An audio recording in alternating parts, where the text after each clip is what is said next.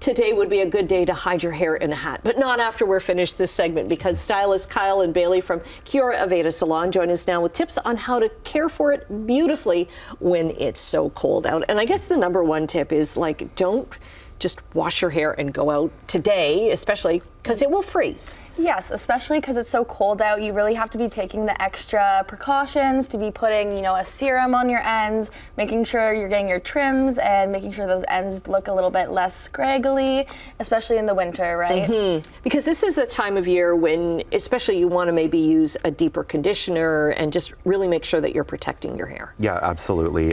Conditioning your hair is imperative in this time of year. Cold air can be really drying, can cause like static, and using the right moisturizing products, hairspray, all those things will go a long way this time of year, especially on today. Yeah, how do you avoid the static, especially when there's no humidity in the air?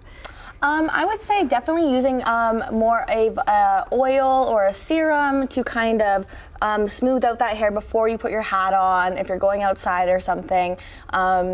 Just maybe using a leave-in conditioner, something very nourishing for your ends to make sure that they're not getting staticky and frizzy and all that. Mm-hmm. Yeah. And maybe like skipping a wash or two. You don't have to wash your hair every day. Yeah, exactly. Like using your own hair's natural oils to work with you instead of against you. Like, skipping a wash. Optimally, it's best to wash your hair 2 to 3 times a week, maybe less, maybe more, depending on your hair texture. But skipping a wash is a great added. And of course, you're an Aveda salon, so you've got great Aveda products. Oh, yes. And the Nutriplenish line, Botanical Repair, there is a bunch of different lines that we have that are more geared towards that nourishing treatment that you need for the ends of your hair in the winter. So, yeah. And then what are some of the trends that you're seeing? So we're definitely seeing like big chops right now. People are really like... You know what? A girlfriend of mine posted a photo this weekend.